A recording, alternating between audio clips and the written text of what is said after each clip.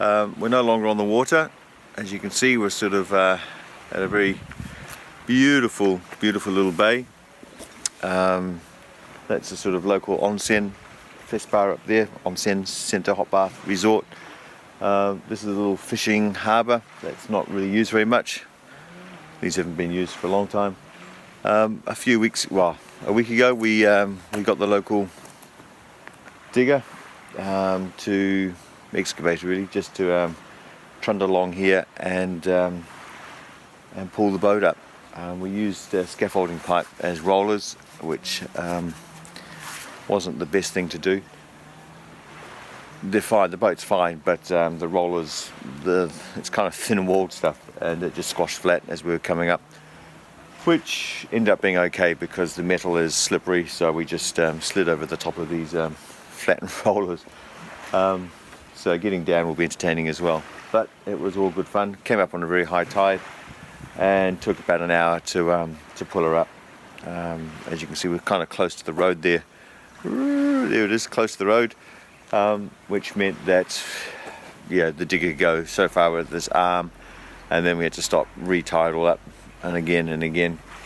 But we did get up here, and that's the main thing. And Tiare survived quite nicely on the way up. These worms are just, I mean, she's a big boat, but Jesus, it's still the same principle applies, eh? They are really easy to maintain. There's no expensive whatevers you need to bring these boats out with or for maintenance. It's all straightforward, can all be done pretty much anywhere. If it wasn't a digger and scaffolding pipe, it could just as easily have been done with several block and tackles and some old trees or some relatively old poles. Would have done the job as well. So this is the tool shed that I've built.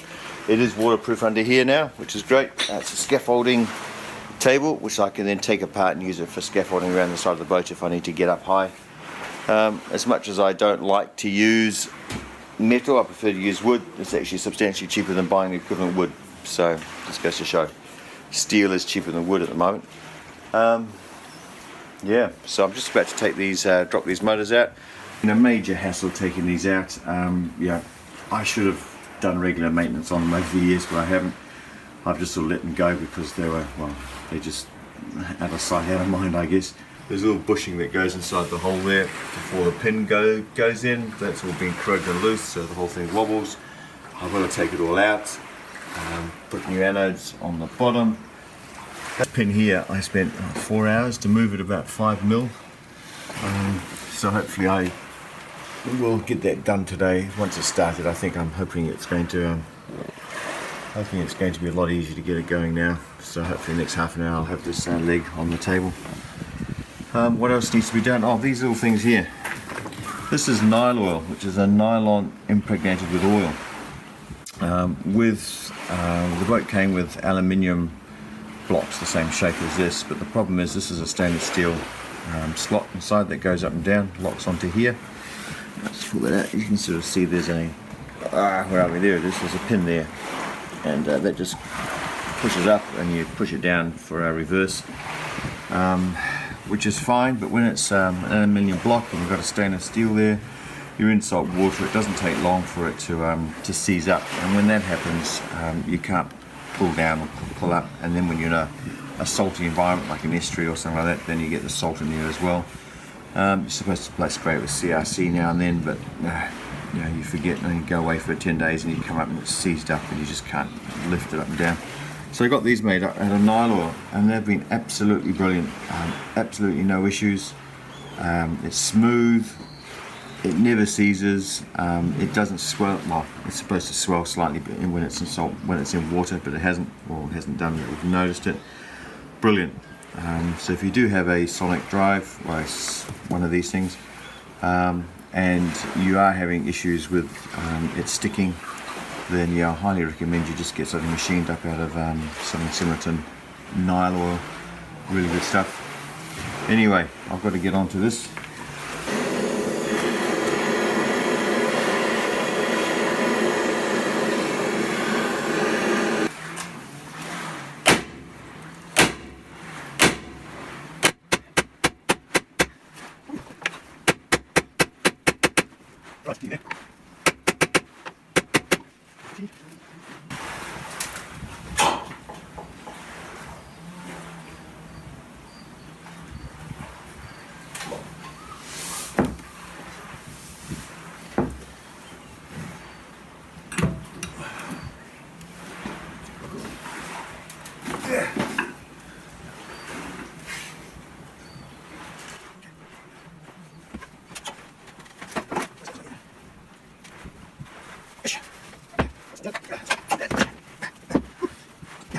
Right, done, yay.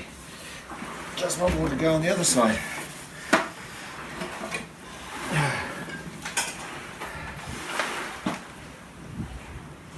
Looks alright. That's fine. Right. Right, get the other one out, and then it's a matter of measuring up for the new anode. Taking these little things out here, I'll show you in a moment what I mean. Little thing here needs a new bush going in here, a steel bush, because it was very wobbly. Here's one of the pins. Yeah, here's one of the pins here.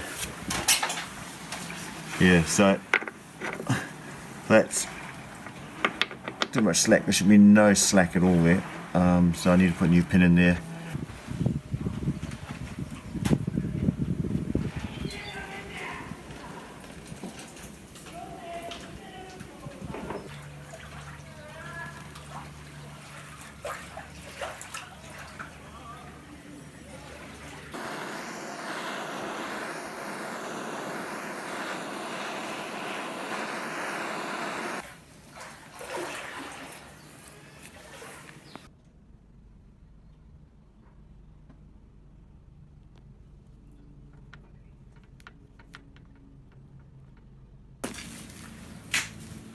Right, here's the first bit of acid on there, and I've just been scraping it down with some, I think what that is,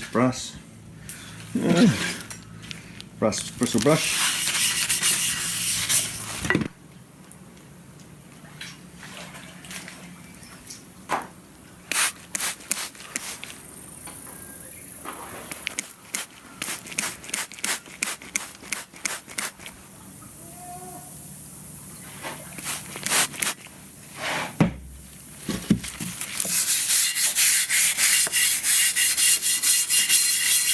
Okay, there we go.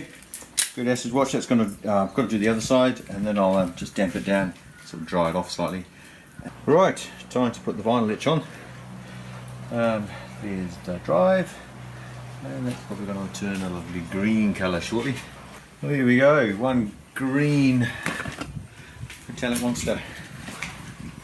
Here we go. So all that etched in. It's a primer that's etched into all the aluminium. It's actually chemically bonded. Another beautiful day here. We're I'm just about to coat the port side drive leg with some epoxy. Just fill up all these little holes down here, all these holes here. Just get all this filled up. I've already put a zinc chromate etch primer on there. Okay, here we have it, all epoxied up. I'll end up tomorrow. I've got to come back and do it tomorrow. It needs a 16-hour or a good amount of time to set hard, so I can do a decent job of sanding it. Righto, that's what it looks like after it's been yeah, still little bits, odd bits here. Where's that bit there, and then that bit there. There's a little bit here, yeah, and a few other little bits and pieces around here. And yeah, back to 2 hours, minimum time to overcoat it, so I'm about to start with that. Grungy green, eh? It's pretty cool. Anyway, so yeah, let's give that a paint and see how we go. Rain stopped at the moment. Tide is down. Right, there we are. She's put on there, just with the wooden down through there. I'm very happy to say that it all fitted on quite well. I mean, it's fairly heavy, but I can do it on my own, which is nice. And the primer I'm using is this stuff here from CMP, Chugoku Marine Paints, which is a Japanese company. Come back and first thing Monday morning, I'll put another coat of that on there, so that'll be the second coat. Yo, there she is, looking white, and well, primed anyway, primer white. It's only got one coat on, so it's a bit motley, but yeah, after another coat. She should look good, ready for the final coat. Okay, managed to get, didn't manage, it was fairly easy to come off. Just undo the bolts. I've just cleaned this up a bit. I've still got a bit of epoxy chipped off the end here, but that's okay, I'll just not too fussed about that. So it's certainly less corrosion on the edges here than on the other side. And there's that one there too. These bolt recesses, I'm not going to stress over. They're actually going to get, I'm going to fill those up with a silicone, and then not have to worry about them too much after that. Alright, here we go. So I've just got to take out there's two bearing seals in there, back to back, so I'll take those out. Righto, they're in. Like that. Now I had to use waterproof grease according to the instructions, and that's what I've got, bitumen's, whatever it is.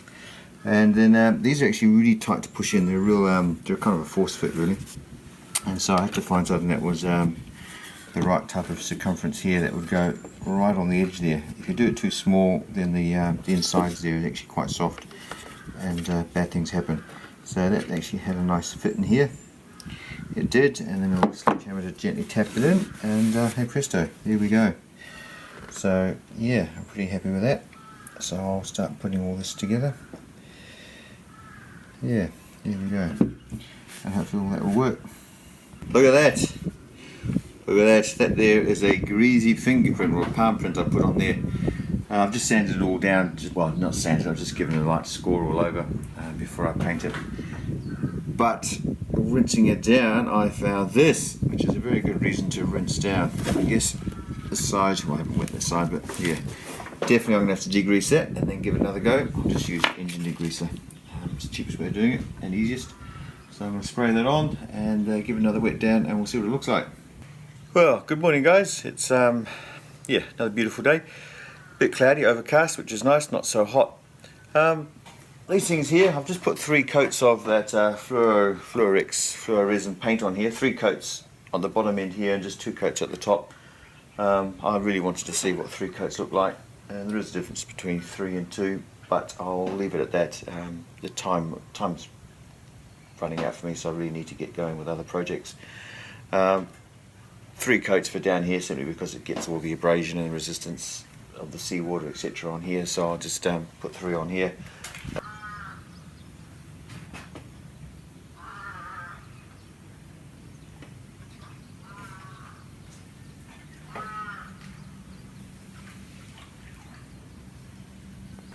Okay, here we are, trying to put the port side back on, have to get it the right height.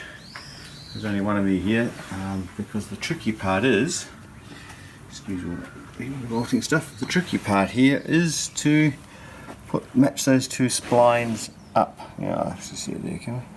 Yeah, those 2 splines have got to match together, and it's not an easy thing to do. It's going to be pretty exact. So yeah, it's just a matter of slowly inching it around. The problem is it's bloody heavy, and I don't want to drop it, because if I drop it I'm going to chip the paint. Plus I might as well drop it on my foot, which would be very painful. Anyway, so there we go. I think another half an hour I should have it done. Yeehaw. And then I've just got the other one to do, which should be easier because I've done one before. Okay, here we go. A couple of these things up. Just need a bit of tweaking on some of these things, which I'll get around to a little bit later on. I've got to move on to other things.